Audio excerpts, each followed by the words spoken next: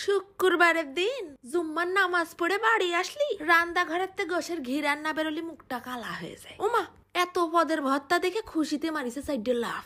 আজকে কিনিলাম কাকড়ায় খাওয়া ইলিশ মাছ। দৈনিক দৈনিক ফ্রেশ মাছ কিনে পারা যায়? পাশের তো একজন কছে খাওয়া যাবে না খাওয়া যাবে না, এ খালি মানুষ পাগল হয়ে যাবে। হ্যাঁ কইছে তোরে দোকানদারি কয়ে দেশে কিরাম করে কাটতে খাবে।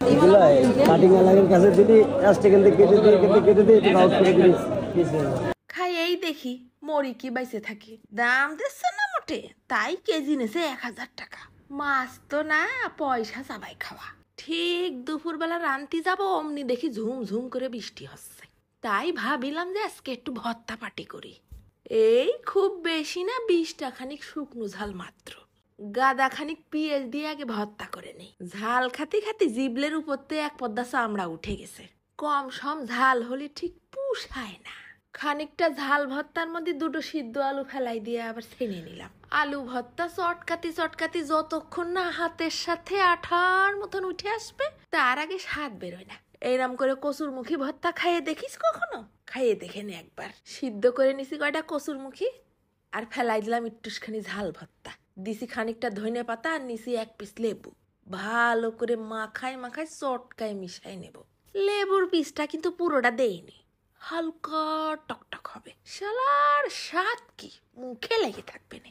অনেকেই মনে করে ভর্তা মনে হয় খালি খুদের ভাত আর সাদা ভাত দিয়েই খাওয়া যায়। না রে পাগল, খিচুড়ি দিয়ে যা জমে না। গুনে গুনে 4 পদের ভর্তা করে নিছি।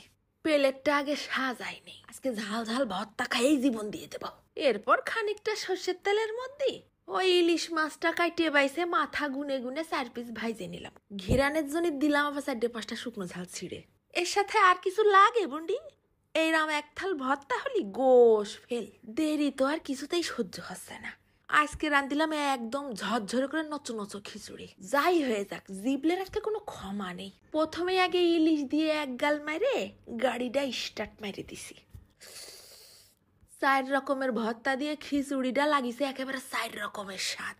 ও জীবন তো এই জায়গায় সার্থক রে বেটা। তারপর ঝাল ঝাল কালো জিরা ভর্তাটা দিয়ে একটু মাখাই খেলাম, খিচুড়ির স্বাদই বদলাই গেল।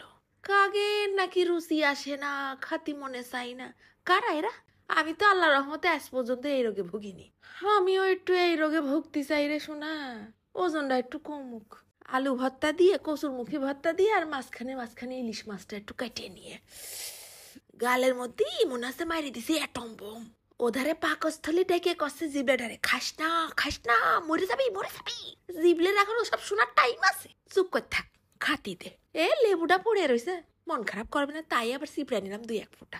ও আজকে খেলাম জীবনের শ্রেষ্ঠ থাল। খিচুড়ি দিয়ে ভর্তা অনেকেই খায়, আবার অনেকেই জানে না। তা একবার ট্রাই মাইরে দেখে নে।